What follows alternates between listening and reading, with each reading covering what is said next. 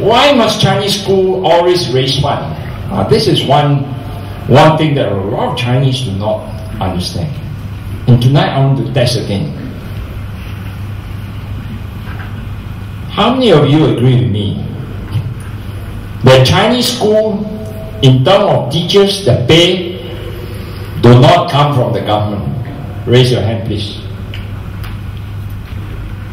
Pay in Chinese school, primary Chinese school, is paid by the public.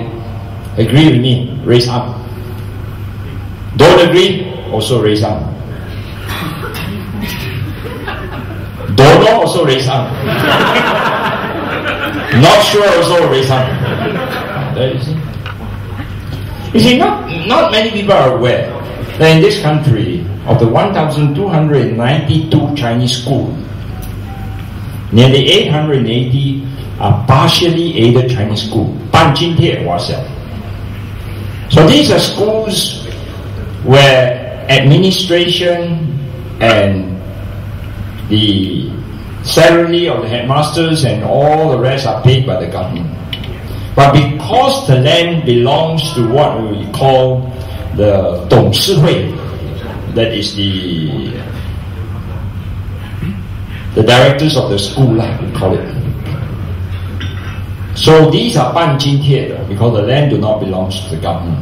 So when it comes to development, they have to look for funding from the Chinese community.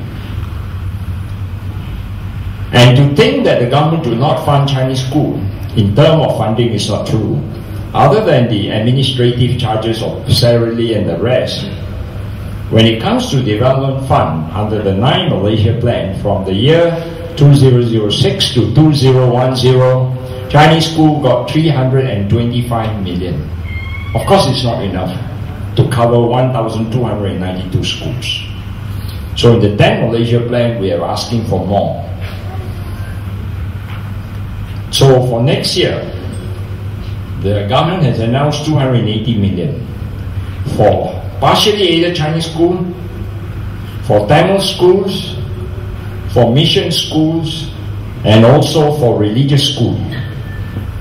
So how this is going to be allocated from the 280 million, we need to touch base with the Deputy Prime Minister.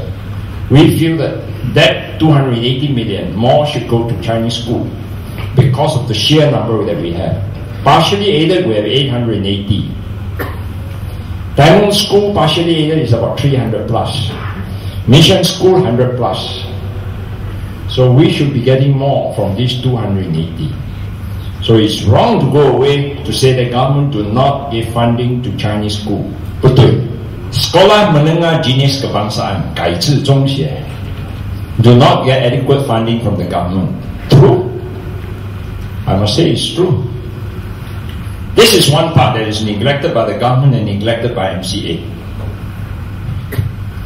And because of this, in the recent MCA meeting, I've appointed Wee Ka Siong, the Deputy Minister of Education, to come out with a paper on what are the problems faced by 改制中学. Because every time we're talking about 华小, we're talking about this sekolah menengah jenis kebangsaan. So I've given him 2 weeks to come out with a paper. After that, we'll see what needs to be done to address these long-standing issues.